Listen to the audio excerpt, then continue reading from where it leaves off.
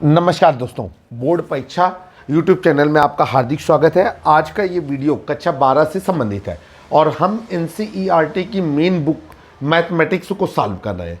ये हमारा पार्ट 2 है और जो अध्याय हम आपके सामने हल करने जा रहे हैं उसका नाम है त्रिविमीय ज्यामिति। अंग्रेजी में से बोलते हैं 3 डायमेंशन जियोमेट्री। समय व्यर्थ न करते हुए सीधे चलते हैं एक्सरसाइज 11.1 पर। तो आइए यहाँ पर चलेंगे एक्सरसाइज 11.1। अगर आपको इससे संबंधित फार्मूलों और कॉन्सेप्ट के बारे में जानना है तो हमारे वीडियो सेक्शन पे जा करके आप 3 डायमेंशन जियोमेट्री का फार्मूले का वीडियो जरूर देखें। और एक्सरसाइज 11.1 क्वेश्चन नंबर 1 आपकी स्क्रीन पर। क्वेश्चन नंबर 1 आपकी स्क्रीन पर आ गया है। कहा जा रहा है आपसे कि यदि एक रेखा x, y और z अक्ष के साथ क्रमशः 90 डिग्री, 135 डिग्री और 45 डिग्री का कोण बनाती है तो इसकी दिक् कोसाइन क्या होगी। आइए हम लोग रेडी हैं सवाल को हल करने के लिए।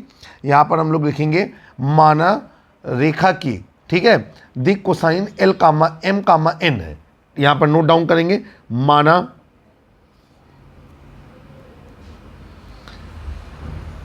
रेखा की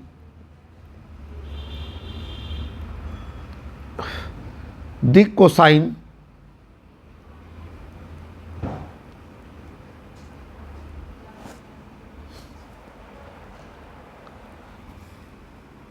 क्रमशः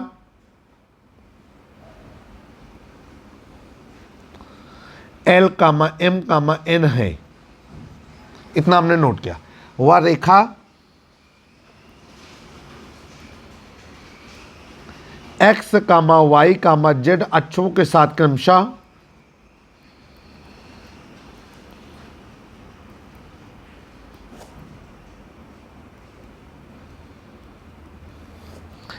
अल्फा, बीटा, गामा कोण बनाती है।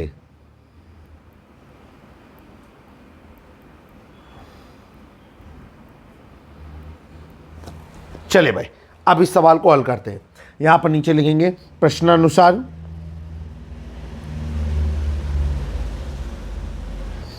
अल्फा बराबर हमको दिया गया है 90 डिग्री, बीटा बराबर हमको दिया गया है 135 डिग्री और गामा बराबर हमको दिया गया है 45 डिग्री। अब हम लोग नीचे लिखेंगे कि रेखा की दिक् को ज्या, यहाँ पर नोट डाउन करेंगे रेखा की दिक् कोसाइन, ठीक, या हिंदी, हाँ, रेखा की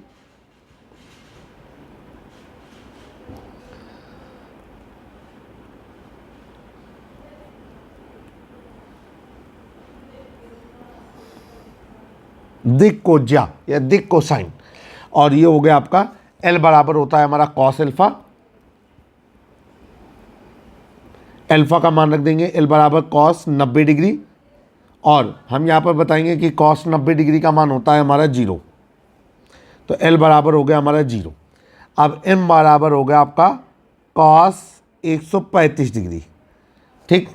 अब ये M बराबर हो जाएगा आपका कॉस, इसको हम लोग 90 डिग्री प्लस 45 डिग्री भी रख सकते हैं। हमें मालूम है फार्मूला होता है 90 डिग्री प्लस थीटा। 90 के लिए कॉस साइन में बदल जाता है। ये पहुंच रहा है दूसरे में कॉस ऋणात्मक होता है तो प्राप्त होने वाला साइन भी ऋणात्मक हो जाता है। तो ये क्या हो जाएगा आपका, ये हो जाएगा आपका माइनस साइन थीटा।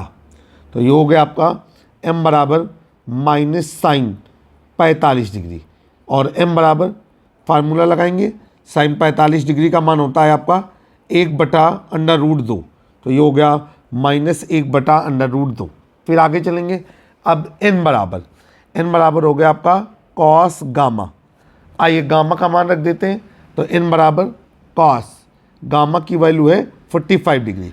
यहाँ पर हमने फार्मूला लगाया cos 45 degree is equal to 1/√2। तो ये हो गया N बराबर 1/√2। नीचे लिखेंगे इसलिए रेखा की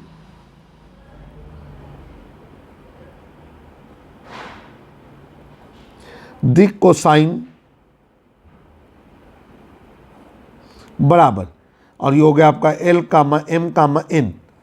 L की वैल्यू 0, M की वैल्यू -1/√2 और n की वैल्यू 1/√2। ये हमारा हो गया आंसर। आई होप कि सवाल आपको समझ में आ गया होगा। क्वेश्चन नंबर 2 आपकी स्क्रीन पर। क्वेश्चन नंबर 2 को सॉल्व करते हैं।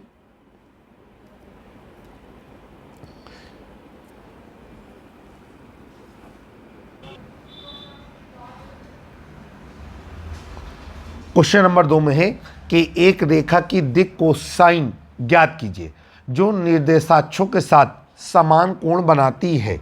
चले भाई, हम लोग रेडी हैं। यहाँ पर हम लोग लिखेंगे कि माना रेखा की दिक् कोसाइन क्या है। यहाँ पर हम लोग नोट डाउन करेंगे, माना रेखा की दिक् कोसाइन, ठीक है, क्या है, कॉस अल्फा कामा कॉस बीटा कामा कॉस गामा, ये होती हैं। और समान कोण क्या बना रही है, अल्फा। तो यहाँ पर लिखेंगे माना रेखा अक्षों के साथ समान कोण अल्फा बनाती है। तो यहाँ पर लिखेंगे माना रेखा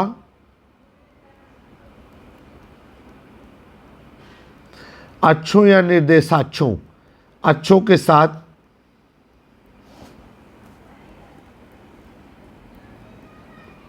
समान कोण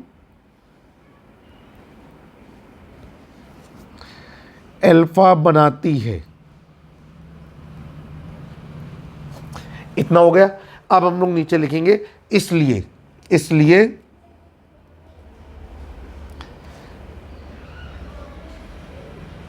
रेखा की दिक् कोसाइन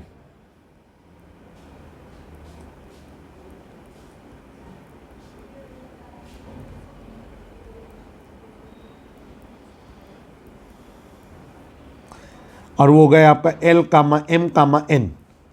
तो ये भी हो गया हमारा। L का मान होता है कॉस अल्फा, M का मान होता है कॉस बीटा और N का मान होता है कॉस गामा। तो ये हो गया आपका कॉस अल्फा कामा कॉस अल्फा कामा कॉस अल्फा, ये हो गया आपका, ठीक है। अब हम लोग नीचे लिखेंगे चूँकि हम लोग जानते हैं कि L² M² N² का जो टोटल होता है वो 1 के बराबर होता है। मानक देते हैं, L का मान है आपका cos square alpha plus cos square alpha plus cos square alpha is equal to 1। चलिए आगे, ये हो गया आपका 3 cos square alpha is equal to 1। Cos square alpha is equal to 1/3। Cos alpha is equal to √1/3। और ये हो गया आपका नीचे कि हम इसमें प्लस माइनस लगाएं तो बेहतर रहेगा। और हम इसको ऐसे भी लिख सकते हैं, cos alpha is equal two plus minus 1/√3। फिर नीचे हम लोग लिखेंगे इसलिए रेखा की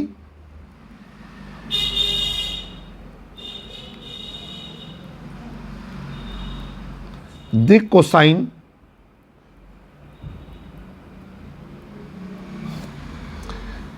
ठीक है। और वो हो जाएंगे आपकी क्या, वो हो जाएंगे आपकी प्लस माइनस 1/√3 कामा प्लस माइनस 1/√3 कामा प्लस माइनस 1/√3।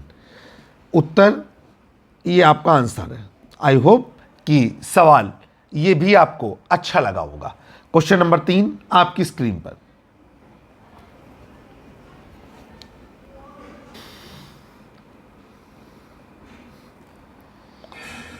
क्वेश्चन नंबर 3 क्या कहा जा रहा है सवाल में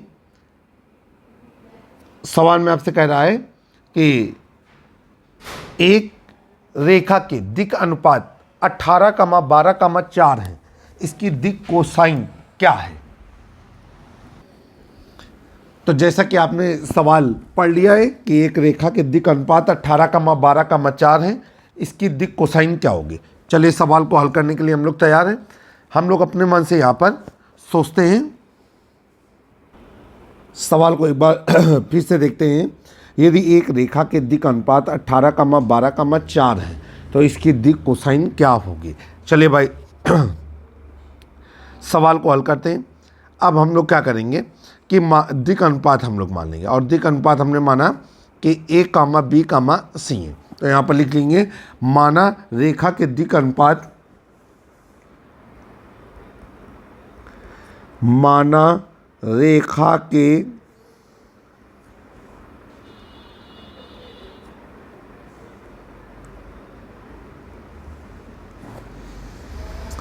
दिक् अनुपात A comma B comma C है। ठीक है, फिर नीचे हम लोग चलेंगे। अब हम लोग क्या करेंगे यहाँ पर कि इसलिए A बराबर दिया गया है 18, B बराबर दिया गया है 12।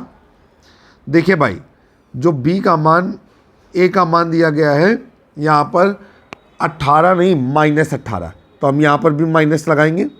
और B का मान दिया गया है हमको 12 और C का मान दिया गया है -4, तो ये हो गया आपका C का मान -4। चलिए आगे चलते हैं।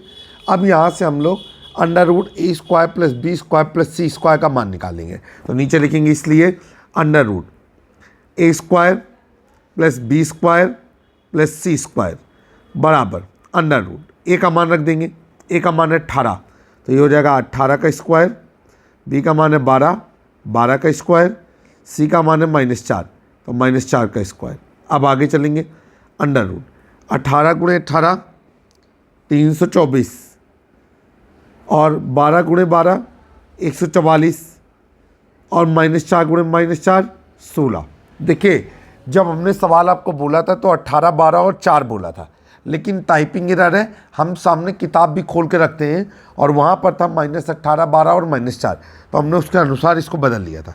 अब जब हमने इन तीनों को जोड़ करके वर्गमूल निकाला तो तीनों का योगफल आ रहा है √484 और इसका वर्गमूल निकाला है हमारा 22। अब हमको दिक् कोसाइन निकालना है। तो दिक् कोसाइन हम लोग जानते हैं क्या होता है। हम उसको cos alpha, cos beta, cos gamma कह सकते हैं, या L, M, N भी कह सकते हैं। तो नीचे हम लोग क्या लिखेंगे कि दिक् कोसाइन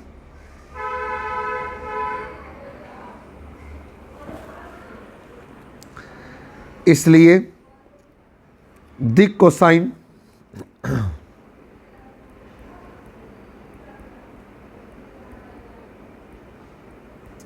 और दिक् कोसाइन क्या हो जाएगी हमारी, ये हो जाएगी आपकी cos alpha A/√A² + B² + C², और ये हो गया आपका कॉस अल्फा बराबर A का मान है आपका 18। ठीक है, तो A का मान -18 बटे √A² + B² + C² की वैल्यू कितनी निकाली है 22। काटे पीटेंगे तो ये हो जाएगा आपका कॉस अल्फा बराबर -9/11। आगे चलेंगे। अब आपका हो जाएगा कॉस बीटा। नीचे हमने नोट डाउन किया कॉस बीटा बराबर B/√A² + B² + C²। ये हो गया आपका कॉस बीटा बराबर, B का मान क्या है आपका 12, तो 12/√A² + B² + C² का मान निकाल चुके हैं, तो 12/22। और काटने पीटने के बाद 2 छक्का 12, 2 1 कम 2, 2 1 कम 2, तो ये हो जाएगा आपका 6/11। इसके बाद हम लोग चलते हैं, यहाँ पर हम लोग लिखेंगे कॉस गामा। तो ये हो जाएगा आपका कॉस गामा बराबर C/√A² + B² + C², और ये हो जाएगा आपका -4/22। 2 दूनी 4, 2 1 कम 2, 2 1 कम 2, -2/11। अब नीचे लिखेंगे रेखा के दिक् कोसाइन, इसलिए रेखा के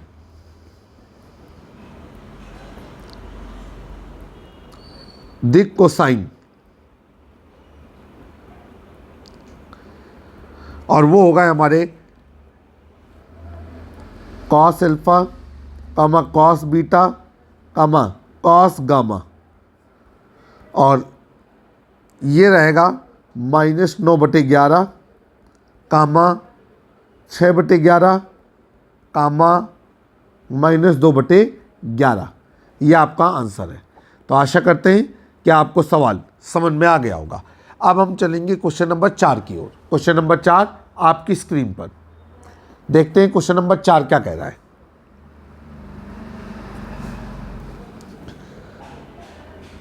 क्वेश्चन नंबर 4 आपके सामने कहा जा रहा है कि दर्शाइए कि बिंदु 2, 3, 4, -1, -2, -1, -5, -8, -7 संरेख है। चलिए भाई, अब देखिए क्या है, कैसे निकालेंगे। तो इसका एक लॉजिक होता है कि इन बिंदुओं को हम ए बी सी मान करके ए बी बी सी और सी ए का मान निकालें, और अगर किन्हीं दो के मानों का योग तीसरे के बराबर है तो सिद्ध हो जाता है कि ये संरेख है। आ जाइए जरा, यहाँ पर हम लिख लेंगे माना बिंदु ए के निर्देशांक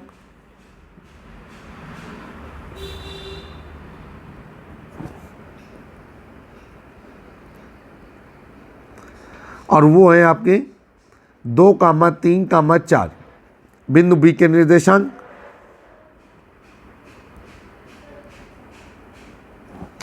-1, -2, -1। फिर सी के निर्देशांक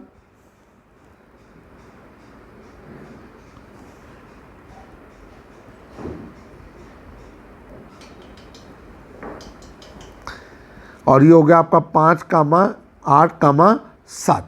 फिर नीचे चलेंगे हम लोग। अब हम लोग क्या निकालेंगे, ए बी बी सी और सी। कैसे निकालेंगे जरा समझते हैं। देखिए, उसके लिए एक चीज़ और आपसे कहना चाहेंगे कि फार्मूला लगाएंगे। चूँकि बिंदुओं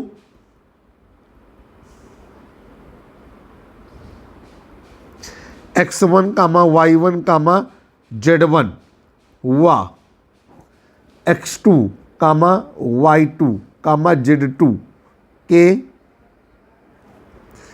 बीच की दूरी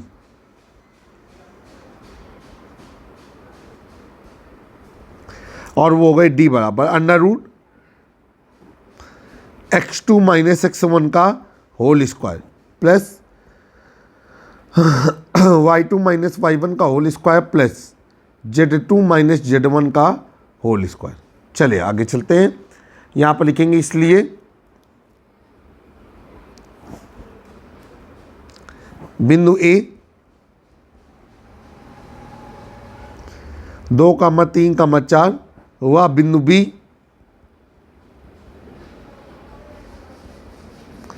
-1, -2, 1 के बीच की दूरी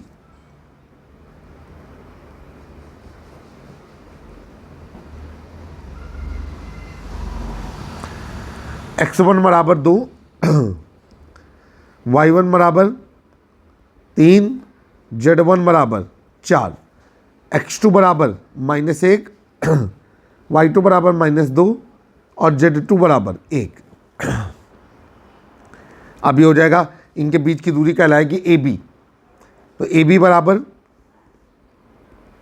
√ ये हो जाएगा आपका फार्मूला लिखा हुआ है -1, -2 का होल स्क्वायर प्लस -2 -3 का होल स्क्वायर प्लस 1 -4 का होल स्क्वायर। अब ए बी बराबर हो जाएगा आपका √ ये -3 का स्क्वायर प्लस -5 का स्क्वायर प्लस -3 का स्क्वायर। अब ये हो गया आपका ए बी बराबर √ ये हो गया आपका 9 धन 25 धन 9।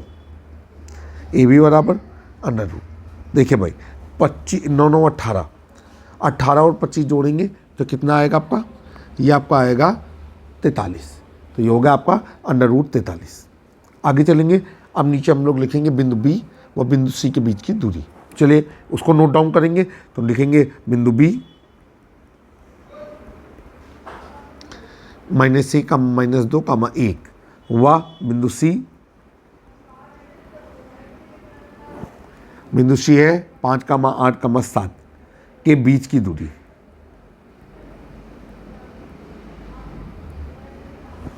x1 बराबर -1, y1 बराबर -2, z1 बराबर 1, x2 बराबर 5, y2 बराबर 8 और z2 बराबर 7। अब ये हो जाएगा आपका, ये दूरी हो जाएगी BC बराबर √ 5 -1 का होल स्क्वायर प्लस 8 -2 का होल स्क्वायर प्लस 7 -1 का होल स्क्वायर। आगे चलेंगे। BC बराबर √ ये हो गया आपका 5 धन 1, तो ये हो जाएगा इसे 5 धन 1 का होल स्क्वायर प्लस ये हो जाएगा आपका 8 धन 2 का होल स्क्वायर प्लस ये हो जाएगा आपका 8 का 6 का स्क्वायर और हम लोग इसको लिख सकते हैं BC बराबर अंडर रूट 6 का स्क्वायर प्लस 10 का स्क्वायर प्लस 6 का स्क्वायर। आगे हल करेंगे। BC बराबर अंडर रूट 36 प्लस 100 प्लस 36 36 72 और ये हो जाएगा आपका अंडर रूट 172 और 172 का जब वर्गमूल निकालेंगे तो ये हो जाएगा BC बराबर अंडर रूट 2 गुणे 2 गुणे 43। BC बराबर 2 बाहर आ जाएगा, 2 अंडर रूट 43। ये हो गया हमारा BC का मान।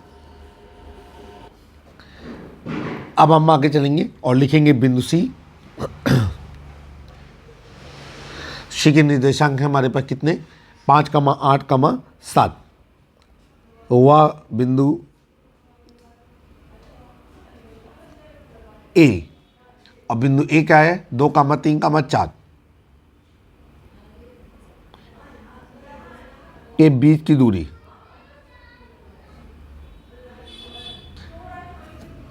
x1 बराबर 5, y1 बराबर 8 और z1 बराबर 7, x2 बराबर 2, y2 बराबर 3 और z2 बराबर 4 और ये हो जाएगा आपका CA बराबर अंडर रूट। ये हो गया आपका 2 - 5 का होल स्क्वायर प्लस 3 - 8 का होल स्क्वायर प्लस 4 - 7 का होल स्क्वायर। चलेंगे आगे। CA बराबर अंडर रूट -3 का स्क्वायर प्लस -5 का स्क्वायर प्लस -3 का स्क्वायर। CA बराबर under root 9 plus 25 plus 9। CA बराबर अंडर रूट। अब देखिए 25 और 18 ये हो जाएगा आपका 43, तो ये हो गया आपका अंडर रूट 43। अब हम लोग नीचे देख रहे हैं कि CA में अगर AB को जोड़ दें, ठीक है, तो यहाँ पर नीचे लिखेंगे कि CA धन AB अंडर रूट 43 धन अंडर रूट 43 बराबर 2 अंडर रूट 43। नीचे लिखेंगे इसलिए CA धन AB बराबर BC। अब नीचे लिखेंगे संबंध से स्पष्ट होता है कि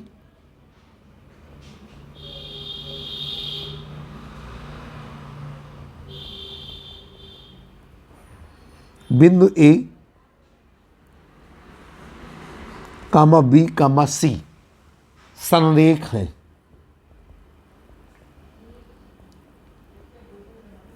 यह आपका आंसर है और आई होप कि सवाल आपको समझ में आ गया होगा। इतना ही क्वेश्चन नंबर 1 से लेकर क्वेश्चन नंबर 4 तक के प्रश्नों को आज आपने समझने की कोशिश की। जल्द ही हम एक नए वीडियो में फिर से आपसे मुलाकात करेंगे। तब तक के लिए जय हिंद, जय भारत। अगर आपको हमारा चैनल आ रहा है हमारे चैनल को सब्सक्राइब करें, बेल आइकन दबाना बिल्कुल भी ना भूलें। जल्द ही हम आपसे फिर से जुड़ते हैं एक नए वीडियो के साथ। कक्षा 9, 10, 11, 12 के मैथ के तमाम सॉल्यूशन अपडेट एक्सपर्ट आय के लिए आप हमारे YouTube चैनल के साथ ट्यून रह सकते हैं।